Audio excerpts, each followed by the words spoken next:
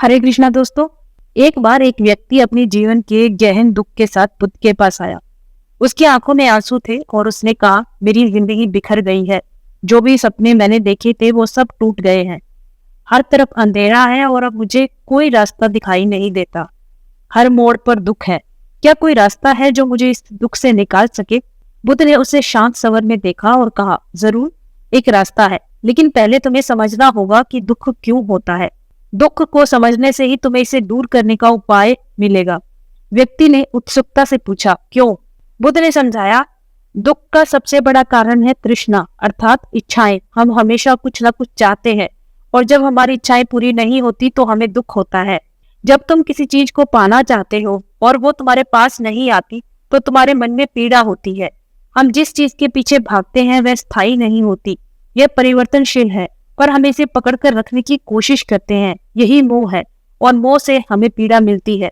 इस उदाहरण से बुद्ध ने आगे कहा, जैसे एक नदी की धाराएं बहती है और हम उसे रोकने की कोशिश करते हैं, लेकिन असल में नदी की धाराओं को बहने देना ही सही है। जब हम जीवन की धाराओं के साथ चलने का प्रयास करते हैं तो हम अपने दुखों से दूर हो जाते हैं। इस समय तुम्हें समझना होगा कि दुख का स्रोत तुम्हारी इच्छाएं हैं। आज के समय में हम इसी तृष्णा और मोह के जाल में फंसे हुए हैं। हम अपने जीवन में स्थिरता चाहते हैं, चाहे वो रिश्तों में हो, पैसे में हो या समाज में, हमारी पहचान में। लेकिन जीवन की सच्चाई यह है कि सब कुछ बदलता है, परिवर्तन अपरिहार्य है। फिर भी हम इस सच्चाई को स्वीकार करने से डरते हैं। हम अक्सर यही सोचते हैं कि अगर हमारे पास ये चीज होगी या वह व्यक्ति हमारे जीवन में होगा तो हम खुश रहेंगे। लेकिन असलियत यह है कि खुशियां हमारे भीतर की अवस्था है जो बाहरी चीजों से प्रभावित नहीं होनी चाहिए।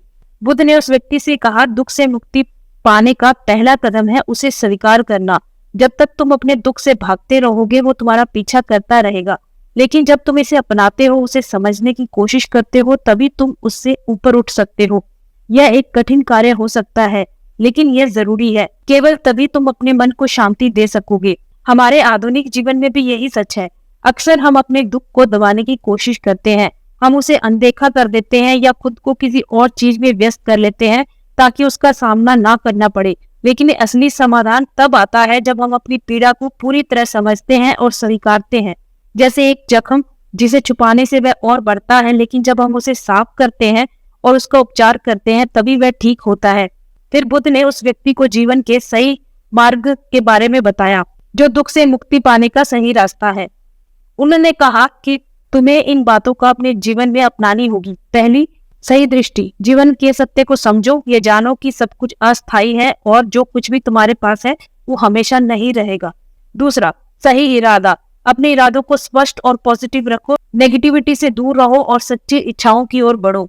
तीसरा, सही वाणी। सच बोलो, दूसरों का सम्मान करो। शब्दों में शक्ति होती है और सही शब्द हमेशा तुम्हें सही रास्ते पर ले जाएंगे। चौथा, सही कर्म।